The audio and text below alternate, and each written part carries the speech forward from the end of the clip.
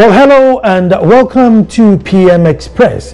And today we are looking at the haves and the have-nots. We are looking at the paradox of plenty and the cares of mineral resources. It's always been the case that those who are closest to the rich mineral resources, i.e. gold and fossil fuels, tend to lack the most. And this has been one curse that many countries haven't been able to get away from. In Ghana, is somewhat being, part of this curse, where some towns who are closer to where oils are, towns who are closer to where the cocoa fields are, towns closer to where the gold is, do not tend to live a life portraying the rich resources they have. Developing countries seem to turn a blind eye to advancing knowledge and get very hungry at just the natural resources. And somehow we think the quicker we dig it out and send it away, the quicker we sell the concessions, the better we'll be. And time again, we've been proven wrong, but somehow we haven't woken up to the idea that the resources themselves don't make us rich, but it is our technology and our ability to advance or add to it that will change our fortunes. Many countries and many towns closer to these resources always often demonstrate and show a bit of anger about the disparity between how much they are lacking and how much the resources are giving other people. But truth be told, if the resource was given to them, would they be able to refine the gold, refine the oil, add any value to it, even understand the market with which these commodities play? I doubt not. Maybe it's time that we forgot about these resources and went in there for knowledge and technology advancement. But that's what we are looking at today, right here in Ghana. Cape 3 Point, those near the cocoa fields, those near the gold fields, do not seem to have a life that reflects the riches in their land. My name is Nana Ansakwa IV. This is PM Express. When I come back, we'll be looking at the paradox of plenty. Don't go away.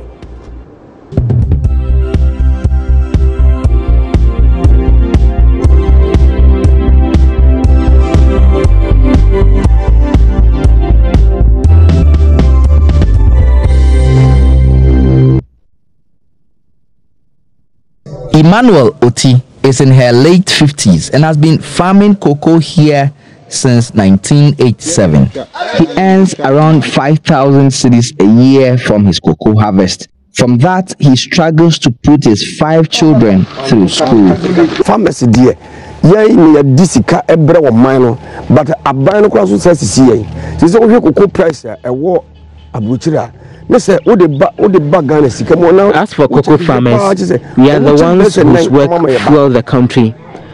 But if you look at the amounts that it is sold on the world market and the price that government gives us, then it's not fair. They use our money to pay government workers. I can say the government is cheating us.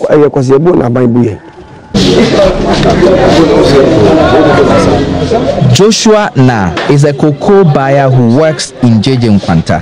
He has been in this business for over 10 years. Apart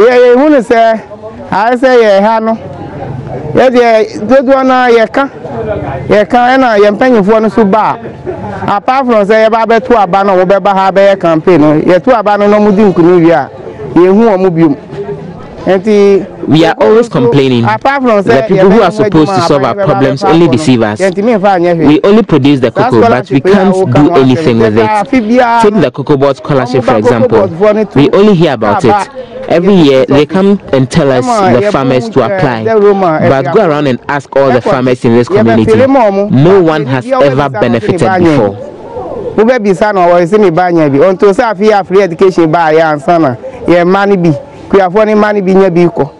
Scholarship ya okay.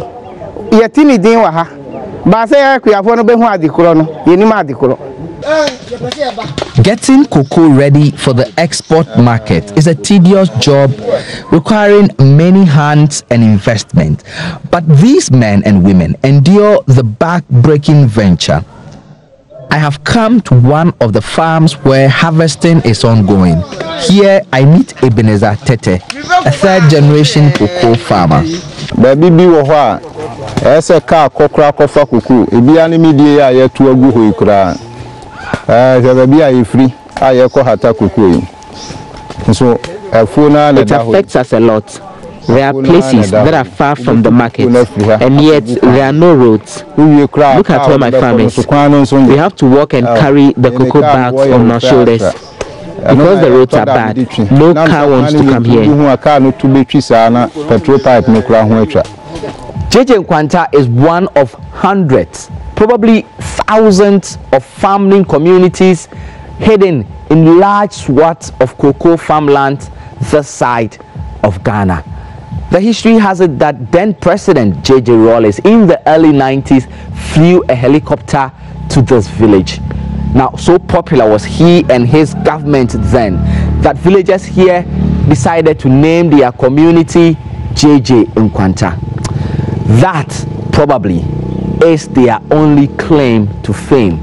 Despite the huge amount of cocoa that moves out of this community almost on a daily basis, poverty is what stares you every corner you go in this area. Just take a look at this primary school. It goes only up to primary 6. It's the only school in this community of about 1,000 people. Now, when children are done here, they will now have to make a 10-kilometer walk to the nearest community where they will then be able to access junior high school education. It's almost as if life is non-existent in JJ Nkwanta. As the benefits of the country's resources fail to trickle down to the people who produce the most of the wealth, inequalities would continue to fester. The people at the heart of this economic boom keep watching and waiting that someday, somehow, they would have a bite at the so-called national cake. Justice Baidu, Joy News, JJ Nkwanta. Well, thank you very much for staying. Going straight to speak to Justice Baidu, who's a multimedia journalist who brought us that report. Hello, Justice. Hello, Nana. Justice, good to talk to you. Let me say congratulations for that report anyway. Thank you very much, Nana. Well, Justice, what's the reality on the ground? I think for many people and for many followers of news in this country, this wouldn't really come as a news, if you like, because I mean we know that a lot of the communities in this country that produce the mineral resources that have made all of us as a country wealthier and richer continue to wallow in poverty. And it's not just in cocoa growing communities. You go to places where gold has been mined for over a century. You go to places where bauxite is mined. You go to places where manganese is mined. And the reality is that the money is not really trickling down to the people, to the ordinary people. The industries that are springing up in these areas are producing the sort of jobs that are not really benefiting the ordinary people. And so in many of these places, like these cocoa communities where we filmed this documentary, you find people telling you that in English to say that they are the ones who are footing the bills for this country's growth, and yet they are not feeling the impact. They are not feeling the benefits of what this whole minerals and this whole resources brings to this country. You talk about cocoa growing communities and you think about the billions of dollars that the whole cocoa and chocolate industry is worth, and you go and ask these farmers that if you look at how much money that is being taken out of this community, how much do you think you are getting back in return, in terms of your roads, in terms of your schools, in terms of water, in terms of clinics, health, and all of that? And I think that we have done woefully in that respect. Just is it that the communities haven't agitated enough, because it's been such a long trend going on and on and on? Is it that maybe they haven't agitated enough to say, look, you need to bring some education here, so maybe our children would know how to add more value to cocoa? What is it that is just letting the status quo be? Nana, one of the people who spoke in the story that I just played is a 45-year-old cocoa buyer who has been in this business for about 10 years now, and he told me that it's as if they've been turned just into voters, and all they do is to vote at the end of every 4 years, and that's it. And for many of them, it is only during campaign seasons that they get to see their elected officers. And that is what many farmers kept telling me on this trip, that look, we don't even get to see our leaders. We don't even get to see the people we vote for to represent us. And so it is even difficult getting your message across. There are no channels for people to be heard. There are no opportunities for people to be able to present their cases in order that they are addressed. I went to a whole community, and just a whole cocoa growing community, and sought to find in that whole community, ever since they started producing cocoa, if one single person has ever been a beneficiary of the so-called Cocoa Board Scholarship, which is supposed to be for farmers and their children. Mm-hmm. And I didn't get a single person in a whole community of more than 1,000 people to come up and say that I am a living testimony of what the Cocoa Board Scholarship or the Cocoa Scholarship does for cocoa farmers. And so it leaves you wondering that what really can these people hold up and say that this is what we have for all the work that we do here? I mean, Justice, do you think there should be like a deliberate policy to, go down and put some, developmental strategies in place for them? Because otherwise they'll be asking for things like KVIP, street lights and stuff like that. But what really they would need is probably specific education, towards, if it's a cocoa growing area, towards cocoa, if it's a gold area, some training towards gold. But like you said, haves and have-nots. I mean, what do you think the solution should be? As part of the documentary, I have spoken to a couple of development experts and development specialists to sort of find out what exactly could be done to change the status quo. And I think one of the biggest problems is our development model as a country. We have a system where it's not just for cocoa growing communities or oil and gas producing areas, but generally as a country, our infrastructure spending, for example, is done mainly from Accra and by the central government. And so district assemblies, local governments do not really have anything. They are left with nothing to develop, to implement development at the grassroots.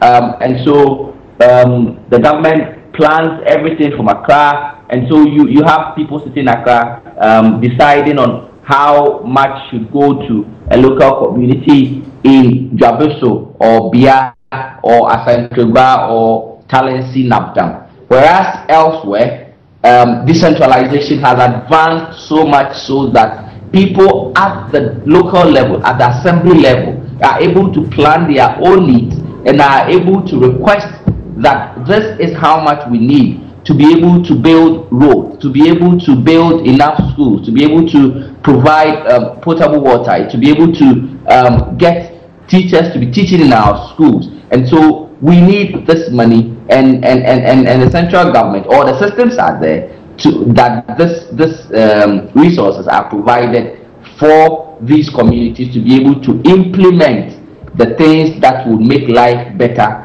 for themselves. We don't have that as a country, and that of course is worsened by the fact that central government takes a lot of the money and really pays nothing back to all of these communities, especially in the cases of cocoa growing area and all of that. And so I think that we need a drastic transformation in terms of our development model as a country, if you ask me, and really make sure that we put the destiny, people's destiny back into their hands, that people will have the right to decide what they want and would have the resources given them to be able to support their own livelihood. That is the only way we can ensure that development is spread across, in order that the inequalities that we are seeing as a country now could be reduced. Nana. Justice, Ghana, my worry is that Ghana has now become Accra.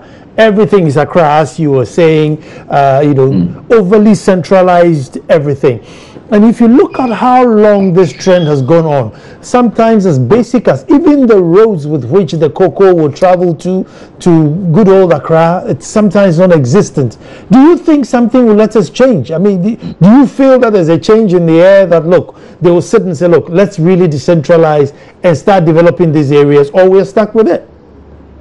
Nana, I do not think it's a matter of whether something will change. I think it's an issue of something must change, and whatever it takes for that change to happen, we all should ensure that we contribute for that change to happen and really happen soon.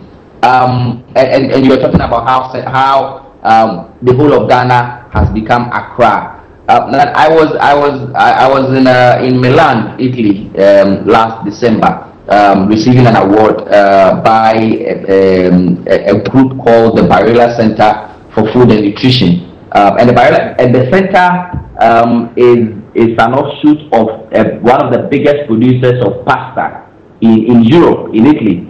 It's a huge multinational company producing pasta, employing thousands of people and worth millions of dollars, and that's a huge company in Italy. And can you imagine, Nana, that for such a huge company, their headquarters, their global headquarters of the company is located in one small village somewhere in Italy. And so you would imagine a country like Ghana, and you have a big company like, say, Unilever, having its major factories or major sites in a place like, say, Salaga, for example. What that means is that, and it's not just that company, when you travel all over Europe, you realize that a lot of companies do spread out. They are, if it is factories, if it is production sites, if it is where they get their raw materials and everything, they are spread across the country. In order that if people come out of school from the small village, they don't need to leave their village and travel to the capital, get the capital choked, add up to the housing deficit in the capital, add up to the traffic and everything, and then at the end of the day, not even have a job. So what that means is that development, resources, the so-called national cake is spread across. So everybody, no matter where you live, you shouldn't necessarily move to the center, which is the capital, to be able to feel, to have a job, to have better quality, better health services, to have better education. This is what I think we fail to do as a country. And like I said at the beginning, it is not a matter of whether something should change or not. It is an urgency that needs to happen. It is so urgent that we need to be able to ensure that our resources as a country are evenly spread. In order that if you live in Zulezu, if you live in Laura, if you live in Ho, you live in Aflao, you should be able to access every service that that should make your quality of life as a human being worth it. And I think that is what our leadership, civil society, NGOs, government should be working towards. Nana. Justice, I mean, I'm picking on your pasta factory, based outside of Milan. I'm sure if we go to this province and ask probably the children there or the people living there, if they've ever eaten pasta or know what pasta is, most of them will say yes, they know what pasta is. But you know, I think we are so far behind where the cocoa growing areas, I'm sure, you know, most of them probably haven't eaten chocolate or, you know, don't even know what the fuss is about all this cocoa business. That takes us, you know, quite far back. That is the problem. That is the problem. And I grew up in Takoradi. I lived all my childhood life in the Western region. And when I was young, I saw every single day. All I see is huge trucks carrying bags of cocoa, just shipping and traveling on the roads, moving from the northern parts of the Western region, coming down to Takoradi where the harbor is. And it's not just cocoa. Talk about manganese, you talk about bauxite. All of these minerals, they are just shipped away from the communities just like that. And no real value addition at the source. In order that people who live in these areas are able to really benefit from what is called the value chain. And so you realize that when you go to a lot of these communities, all you have is people just serving as producers of the resource and getting nothing back in return. Because if you look at, I mean, take a look at the cocoa industry, for example. Like I said, this is an industry worth billions of dollars. But what role do we play in this industry? All we do is just grow the cocoa, pick it, dry it, we send it away. Whereas countries, companies like the Cadbury's, the Nestle's are taking the cocoa and are creating massive billion-dollar industries in Europe and in America. All we do here is just grow the cocoa, carry them onto ships, and then cut them away. And people live in abject poverty in these areas where the resource itself is produced. I spoke with another development person who was giving me the example of gold production in a town like Bogoso. Bogoso, for all its life, its existence, has always been known as a huge producer of gold. He was telling me about the work that he did for one of the gold processing or mining companies there. And he was telling me that the entire company spent millions of cedis every year importing chicken from Portugal. The company spent millions of cedis importing ordinary chicken from Portugal. And think about all the poultry farmers in the Western region. Why is it not possible that as a country, as a government, as civil society, we are not able to grow to the point where we are able to come together and put all of these farmers on a platform where we are able to help them produce to the standard where they are feeding these industries, creating the jobs, not necessarily in the mainstream mining industry, but then in the offshoot, if you like, industries like the poultry, the food, and the services around the industries that are being created. So these are all issues that we need to start talking about. We really need to start taking seriously as a country if we want to make that very critical progress. Very educative, very heart-wrenching, but that's what a journalist has to do. Thank you so much. As Justice Baidu, multimedia journalist, is doing a yeoman's job there. I'm going to take a quick break, and then when I come back, I'll go Sedega, Kojo Sedega, who is an economic specialist, to tell us what it is going wrong with us. Don't go. Well, thank you very much for staying, and we're looking at the paradox of plenty. And with me in studio is Kojo Sedeka, who's an economic specialist. You're welcome. Thank you. And Kojo, you see, this mineral resource curse has been discussed since 50s, 60s, goes all the way back. How could we fall in this trap? knowing that it's documented, it's there, it's open, that once you find a resource, these are the things you do, you train, you could probably even, once you find it, halt, go and get yourself, well equipped, and then come and mine it? Or so why did we fall into it? I think it is that, one, we don't want to learn from the past and learn from others. Other countries have gone into mining, gold mining and oil mining, and they've done the best to get the best out of the resources for human development. A good example is the Norway example when it comes to oil, and the gold example is Johannesburg.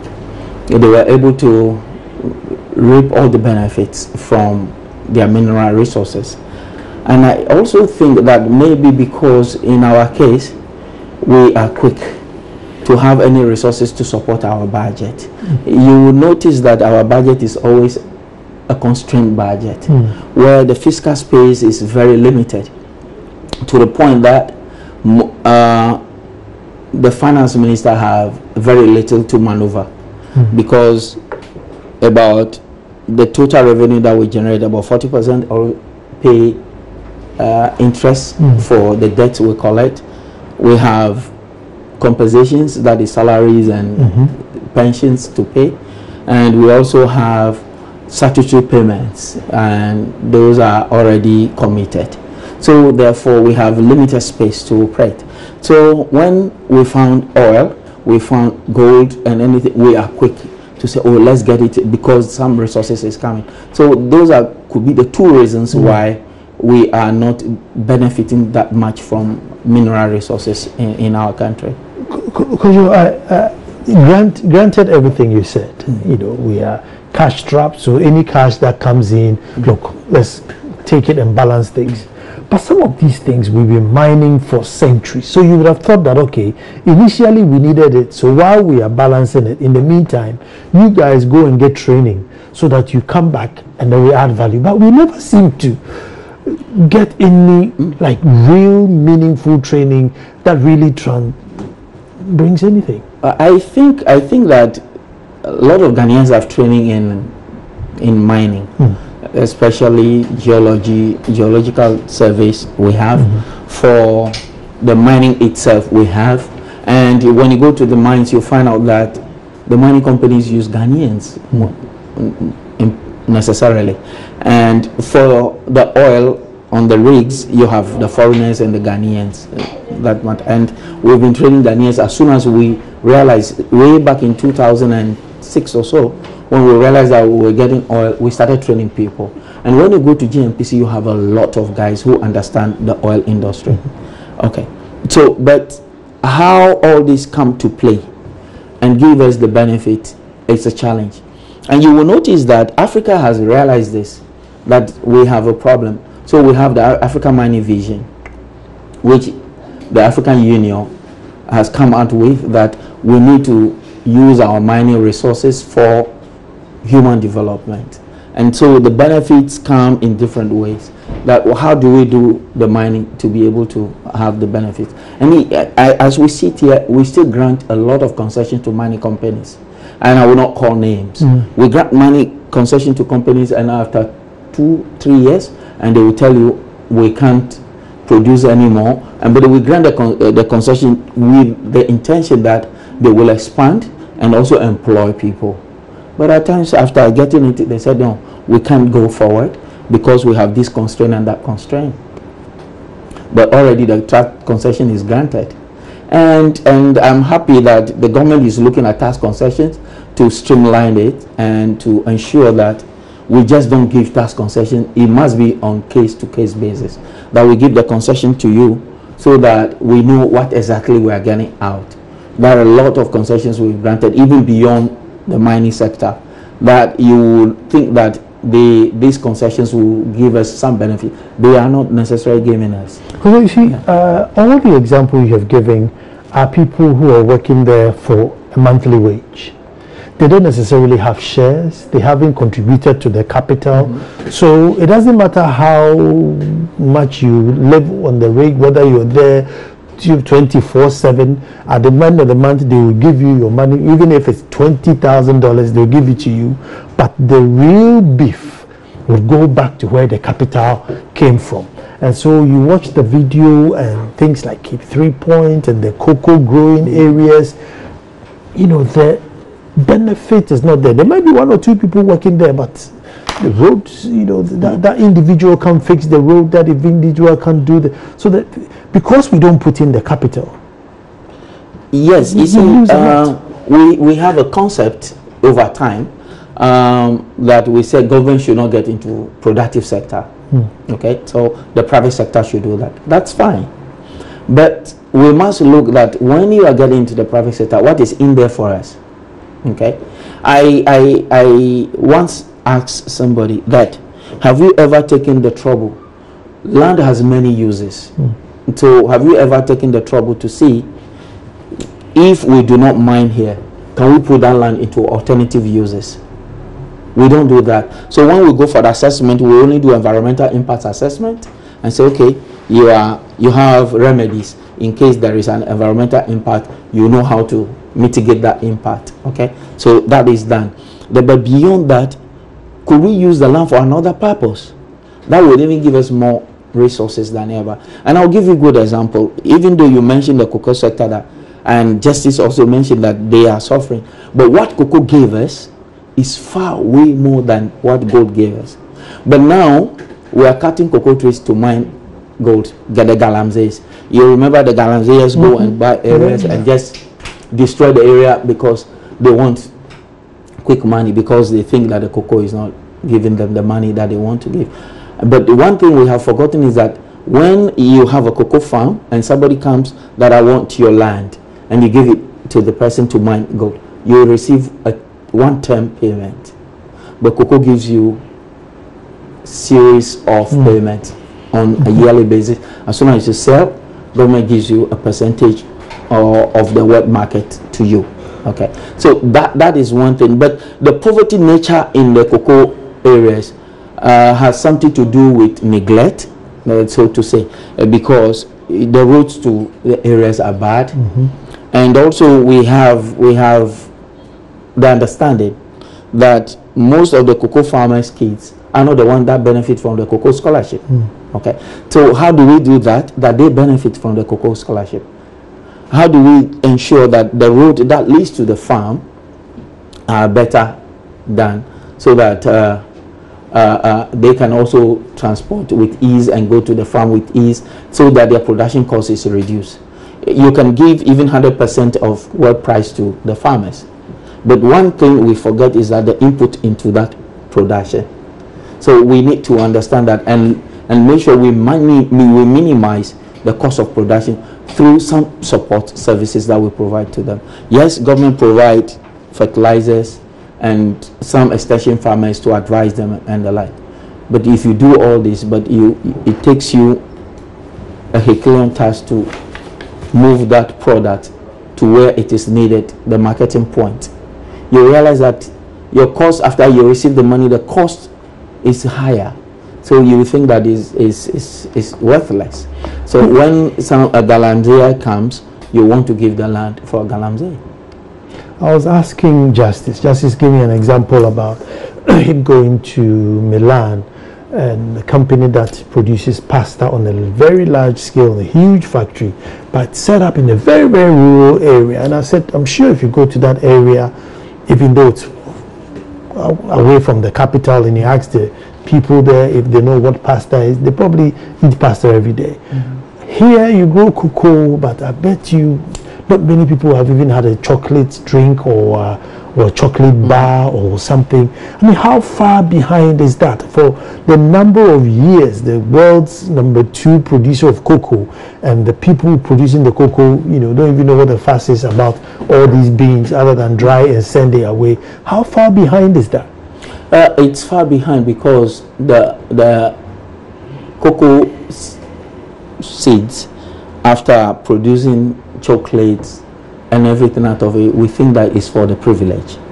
Okay, and we also think that it is the middle income and the privileged people can afford to buy Milo, to buy chocolate, to buy Ovaltine, to buy all these products. Okay, so in the rural area, you remember when we were traveling to rural areas, we buy those things to go and give them. That, oh, we are from Accra, we are from the city, this is what we brought for you, and they are happy. But meanwhile, that is their own product. Okay, so at times it is the whole milieu around the whole economic process or the value chain that makes certain people disadvantaged, because the main idea is that they are the producers.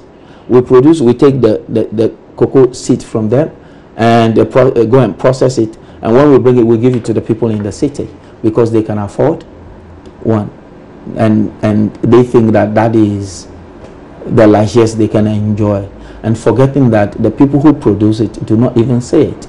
Now the question also is that, do we have a traditional means of processing cocoa to do chocolate traditionally?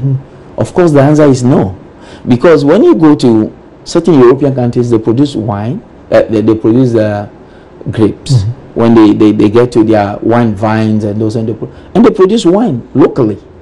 And you go to certain homes, for example Switzerland, homes produce wine because they grow, they have wine farms. Okay, that's one thing. But here traditionally we have not developed the culture of producing anything from cocoa, so therefore we just produce and give. What happens to it, we don't know. So I think we need to create a better value chain for this cocoa. When we create a better value chain for the cocoa, then we can begin to benefit. Then the person who produces it will know that from here it goes here, and whatever comes out of it, I'm part of that production. And I think that way we can make a headway. How is the line or the divide between, you know, the have and have not, how much is he playing? Because we seem to have created this double world here, where there's a few who have and the many who don't have, and we seem to use the haves as the yardstick. Ogana is doing very well because he's driving a Rolls Royce. Ogana is doing very well because he built a skyscraper. And the have-nots are down there, and we seem to turn a blind eye. I mean, is that playing in what's happening now? You know, why we have the have-nots, and the gap between the have-nots and the have is increasing, and it's actually increasing. That's the fact. The reason why it is increasing is that we think that the have-not, let's just move them out of poverty. Okay, so long as they move out of poverty, everybody is fine. But that's not everything. But when you move, that's for $1.30 or something. But when you move somebody out of poverty, have we thought that when there is a shock, what happens to that person? For example, the cocoa farmer, and tomorrow there is a drought, and he's gonna even make that money that you think that he will make. That's a shock to the person. Will the person survive it? Okay. We normally don't think about that. We just make it that, okay, we have moved so many people, now we have only 6 million people who are poor. We will try to move them out. But we don't think about the trap. When there is a shock, what happens to them? And that is one thing. Secondly, the have-not live on only basics. But the have is always innovating. That, okay, let me do this, let me do that, and get that.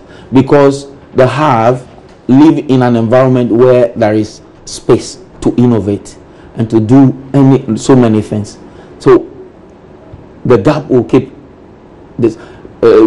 widening. But the one in the rural area and who doesn't have that much, what happens to him is that he still follow, or she is still following the traditional methods of what he or she does.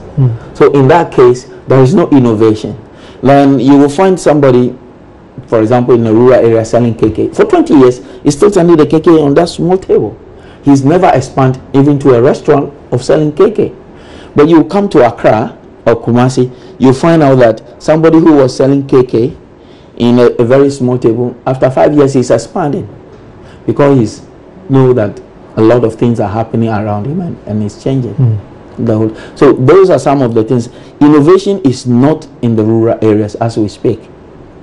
So, and we also think that when you're in the city, you are the one who has the opportunity. And that is why I always believe that rural development should be one thing that we should drive. We should drive that rural development. I remember way back in the 90s when we have electrification project. But are we tying that project into something productive or just for domestic use? Now we're having a project, one district, one factory. Yeah. One district, one factory. That is also a laudable idea. But how do we tie in that factory in the district benefits the districts? That is something we need to think through. If we don't think through it properly, we will end up that the benefits of that factory will come back to the cities. And the people back home will just be laborers and will just be weeders and diggers of the soil and till the soil. I mean, listening to you, something that normally comes up is that, we develop for votes. And so if there's lots of people in, Joy FM, then well, go and put a toilet roll factory there. Go and tell them to vote for you. But you go on, probably the people there don't even have any interest in a toilet roll factory. Do you find that most of our developments are geared towards popularity? Look, I did this here, rather than, look, no, these guys need this, and therefore let's take this there. I think exactly that's the case. Especially when we move into multi-party democracy, we give things that we think that will give us votes. Okay, that's what we do. And we go to the environment, and when they complain that we don't have a public toilet, build it. And we do projects without linking them to any other thing, because the project is a standalone project, and we don't think about the rippling effect of that project. How does it benefit the people? And more often also, we don't even consult the very people that we want to help. We come around and we just think that, okay, for example, we go to Cape Coast, people are defecating around the distance, find a way of stopping them. And now, where is the alternative? Because it's a cultural thing. It's a cultural thing, you must be able to find alternative that is better than their cultural feelings. Then they will say, oh, this is better. But involve them in the process to appreciate it. Then they will know that, okay, this is what to do. Now, beyond that, when we take a project to a village, because they even say that we want that project, and I think it behooves on the intellectual or the elite or the political elite to let the people understand that, okay, you want this project, I want this project to be linked to something. Okay, now when you go and establish a KVIP toilet for people, and then this assembly say pay to visit it, how many people will be able to be paying on a daily basis?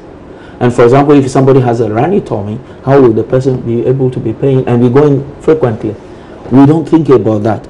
Now, what we need to do is that to empower those people economically so that they can visit that toilet. And even to the point, they must be having this toilet in their homes. Okay, but we provide that, and it's an edifice. We are happy about it, and life goes on.